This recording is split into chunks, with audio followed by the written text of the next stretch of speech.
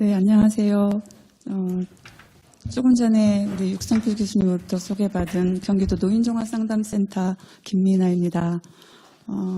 오늘 코로나 시대를 맞이해서 노인 자산 예방을 가지고 중심으로 저희 경기도 노인종합상담센터 사업을 중심으로 좀 살펴보고자 합니다.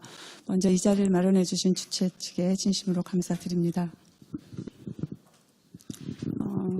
저는 현장 전문가입니다. 그래서 현장에서 일어난 사항을 중심으로 말씀드리겠습니다. 목차는 제시된 PPT 자료에 의하면 되겠습니다. PPT가 좀 깨졌는데 경기도 노인 상담 사업을 간략하게 소개해드리면 경기도 노인 상담 사업은 도내 60세 이상의 노인 및 노인 가족을 대상으로 우울, 노인 자살, 분노 등 심리적, 심리정서적, 사회적 어려운 문제에 대한 심리 상담 및 종합 상담을 실시하고 있는 기관입니다. 구성되어 있는 것은 전문 상담, 심리 상담과 복지 상담, 재난 위기 상담, 집단 상담, 심리검사, 추후 상담 등을 중심으로 하고 있습니다. 저희 센터가 걸어온 길을 굳이 15분의 짧은 시간에 소개해드리는 이유가 있습니다. 저희는 1999년에 경기도 특화 사업으로 노인 상담 사업을 시작해서 22년 차에 이르릅니다. 빨간색으로 표시한 부분에 주목해 보실 부분인데 오늘 이제 주제에 맞게 주목해 보실 부분이 있습니다. 경기도 노인 자살 예방 센터라고 하는 것이 2009년에 설립을 했었고 시군 41개의 전문 상담사 1인을 배치해서 시군 노인 자살 예방 센터를 운영했었습니다. 이후 1916년에 자살 예방 사업이 정신건강 사업으로 현재 정신건강복지센터로 이관하고 현재는 전문 심리상담을 특화하여 62개의 시군도인 상담센터와 도 1개의 24시 노인 온 상담을 운영하고 있습니다.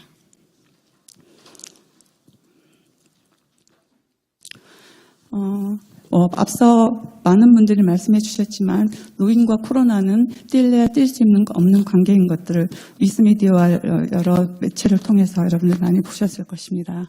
이런 상황에서 저희 노인 상담, 노인 심리 서비스를 운영하는 기관에서는 위기감을 느끼지 않을 수 없었습니다. 그래서 2020년, 2021년, 22년 올해까지 어떻게 사업을 운영했고 운영하려고 하는지에 대해서 소개해드리고자 합니다.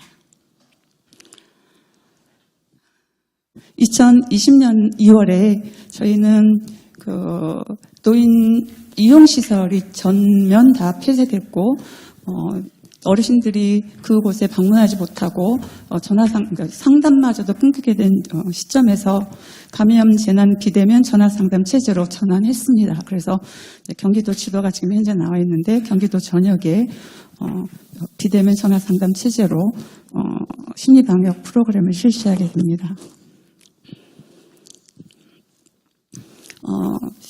감염 재난 비대면 디지털 상담 체제로 전환하면서 가지고 있는 예산 중에 헤드셋이나 녹음 시스템을 좀 마련해서 전화 상담용 기기를 구입하게 해서 전화 상담, 카카오톡, 문자 상담 등을 실시했습니다.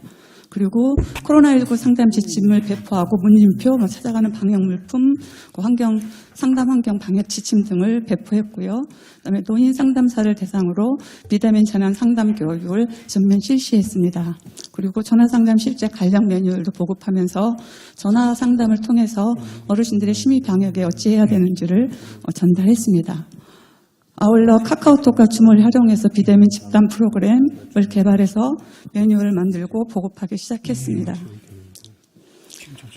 2021년도에는 저희가 좀 위기를 느꼈기 때문에 실시했던 전수조사가 있었는데요.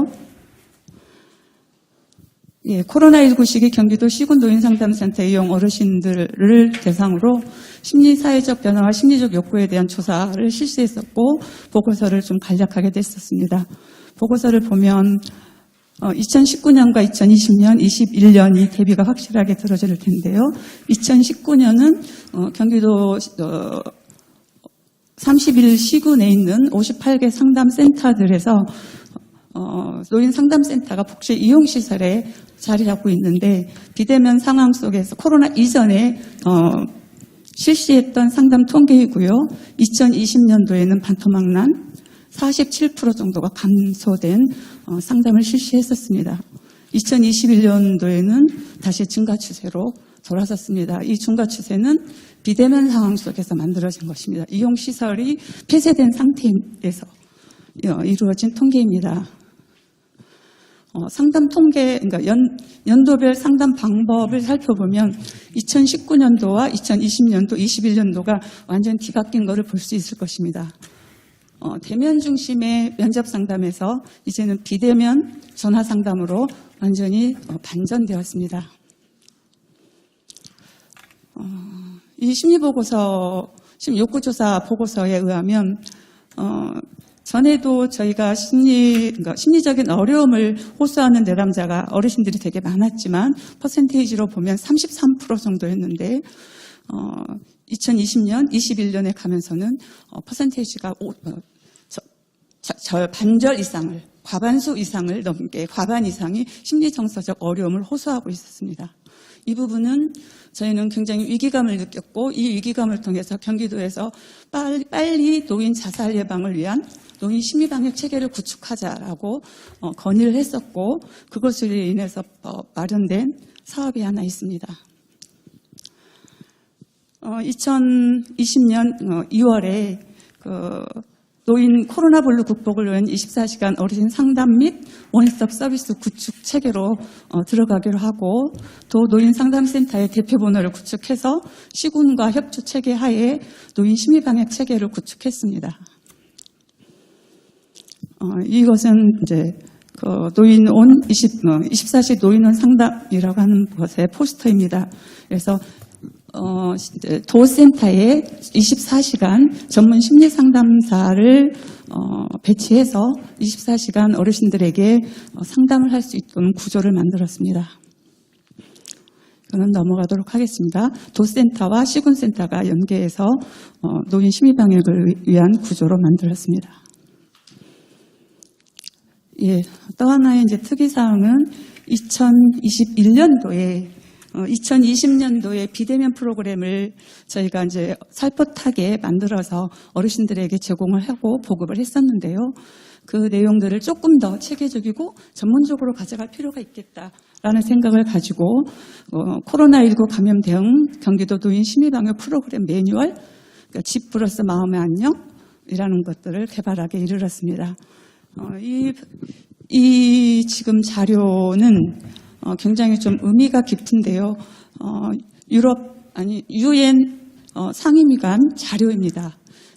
노인을 위해서 Living with the Time이라고 하는 툴킷을 개발한 자료가 올라와 있었고 그것을 발견하고 저희가 상호 주고받으면서 번역해서 사용할 수 있도록 승인을 받아서 이 프로그램을 한국화시켰고 거기에다가 심리방역 툴킷 플러스 키트를 마련해서 지금 62개 노인 상담센터에 보급해서 개인 상담 및 집단 상담을 마련할 수 있도록 매뉴얼을 만들고 보급했습니다. 더하여 소개해드리자면 아까 교수님 말씀하실 때 그 종사자들도 심각하다라고 얘기하셨는데 경기복지재단하고 함께 종사자를 위한 심리방역 프로그램 간략 프로그램 매뉴얼도 함께 개발했었습니다. 통계를 좀 살펴볼 텐데요. 지금 제가 초기에 2019년, 20년, 21년 1분기만 중심으로 살펴본 통계하고 얼추 비슷합니다. 2020년 코로나 팬데믹 시기에 상담이 34.5% 감소했었는데 2021년도에 다시 증가하는 경향을 띠고 있습니다. 전화 온라인 매체 활용한 비대면 상가가 증가하는 것들을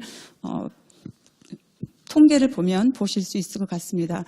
여기도 2019년 12개월 전체, 20년, 21년, 3년을 통계를 잡았는데 이때도 전화 상담이 주를 이루었습니다.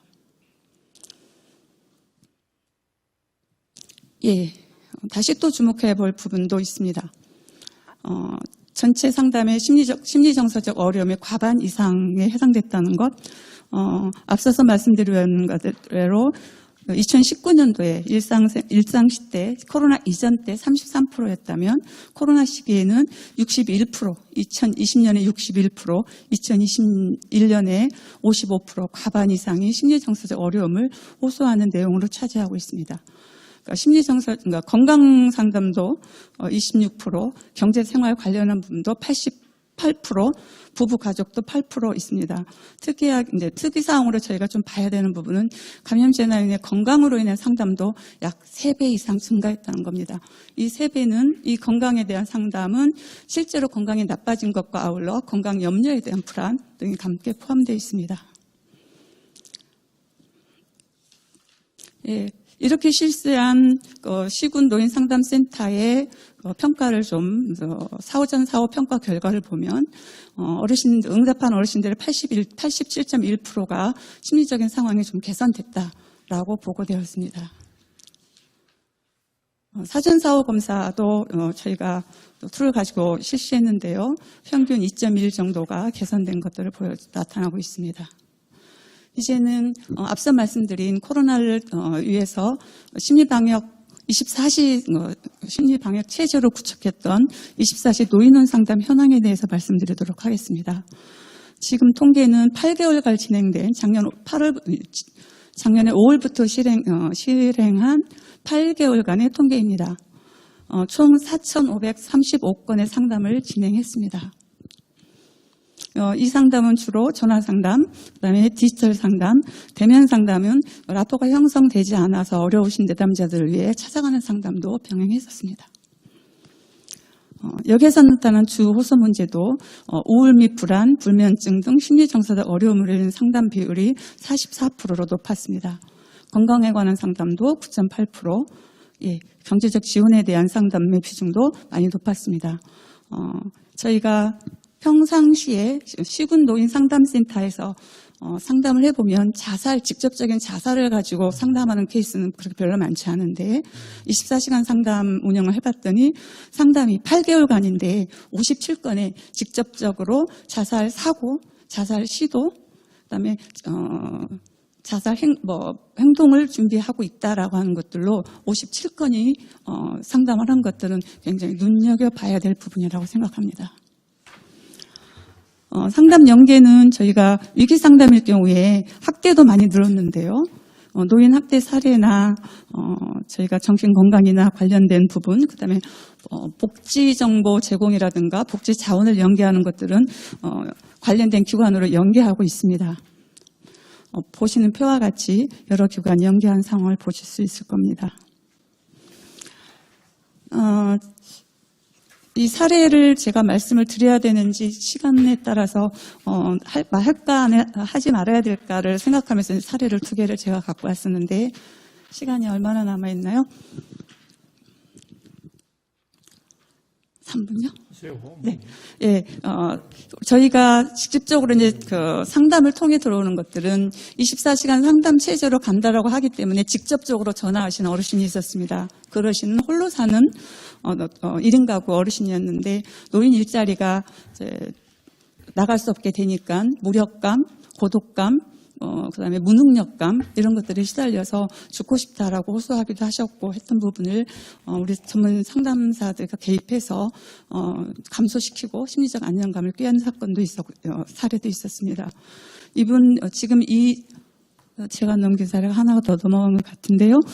지금 사례는 가족이 결혼한 딸이 친정 엄마 때문에 엄마가 너무 힘들어하기 때문에 연결해 준 사례 있는데요. 70대 여자 어르신이었습니다. 코로나 이후에 남편의 치매 우울이 진단돼서 그것 때문에 어머니가 굉장히 힘들어하고 밖에도 못 나가고 하는 상황에 너무 힘들어한다. 그리고 굉장히 폭발적으로 화를 낸다. 이걸 어떻게 개입해 줬으면 좋겠다. 그래서 저희가 개입한 사례입니다.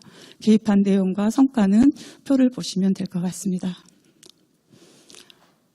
일리가 갖춰졌네. 아까 전에 말씀드렸던 광고 보고 본인이 신청했던 그 사례입니다. 이 두 가지 사례를 그냥 대표적으로 그냥 들고 왔는데 이 사례를 개입을 하지 못하면 저는 이 사례는 바로 그 고위험군의 사례로 넘어가는 사례라고 생각되어져서 들고 왔습니다. 저희가 자살 예방에 관해서는 고위험군일 때는 정신건강복지센터로 연계를 합니다. 네, 자살 예방에 관해서는. 네, 그 전까지는 저희가 상담을 받고 있습니다. 그런데 노인의 같은 경우에는 고위험군이라고 하는 것을 측정할 수 있는 길이 굉장히 어렵습니다. 그렇다면 사전에 이들을 예방하는 어떤 체제 구축은 있어야 되는 건 아닌가라고 고민해 봅니다. 예, 2022년 올해입니다. 유엔에서 발행한 그 자료를 저희가 번역하고 매뉴얼로 만들어서 노인 심리방역 키트를 만들었는데 그것들을 잘 활용될 수 있도록 컨설팅하고 지원하고 성과를 보고할 예정입니다. 그리고 이제 노인이라고 하는 부분에 있어서는 교통 취약계층이고 이기 때문에 상담센터가 있는 곳에 나와서 상담하는 건 지극히 어렵습니다. 그건 상담을 하지 말라는 말이나 다름없더라고요. 그래서 노인이 가지고 있는 전화 딱 두 가지는 다 가지고 있더라고요.